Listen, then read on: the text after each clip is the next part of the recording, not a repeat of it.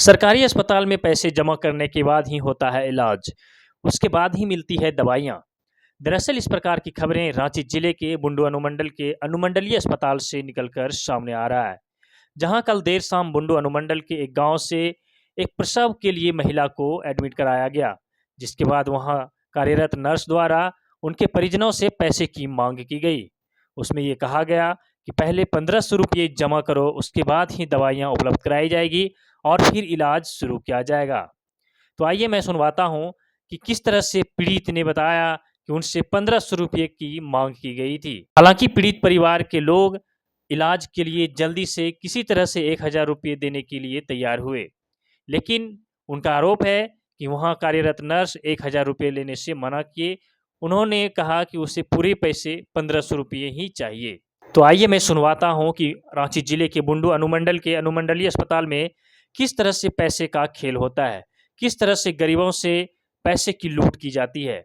तो मैं सीधे सुनवाता हूं पीड़ित द्वारा कि उन्हें क्या कुछ कहा गया है। दवाई नहीं मिलता, ये लॉक किया था, पैसा देगी होने से दवा देंगे नहीं।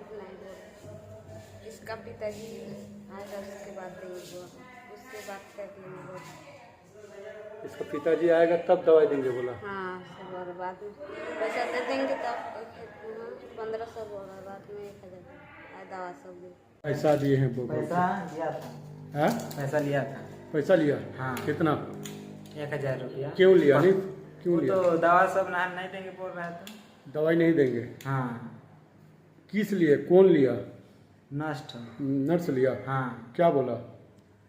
दीजिए बोल रहा, शुरू तो बच्चा को नहीं देने खज रहा था रात में। बच्चा को? हाँ, क्या जब हुआ ना हाँ। उसके बाद क्यों नहीं देने खोज रहा था?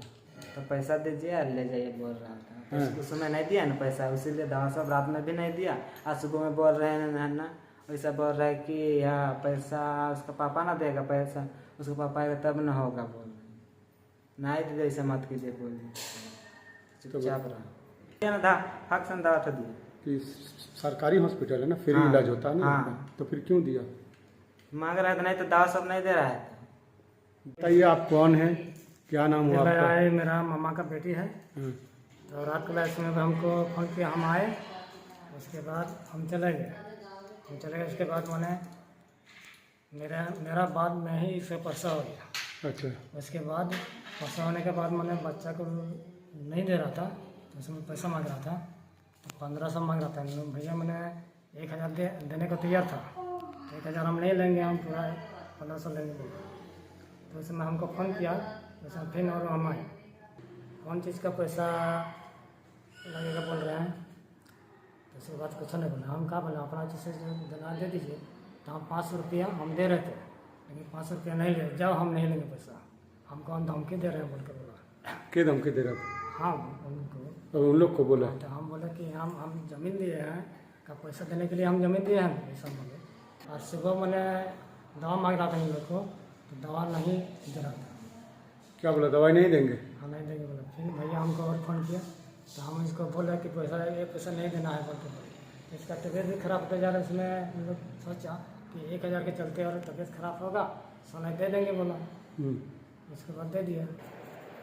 जैसा कि जो आपके द्वारा बताया जा रहा है, ये अगर मामला में अगर सत्यता पाई जाती है तो वाकई में ये मामला गंभीर है और इस तरह की शिकायतें नहीं आनी चाहिए। और अगर जिसने ये किया है उस संबंधी कर्मी पे कार्रवाई एकदम अपेक्षित है।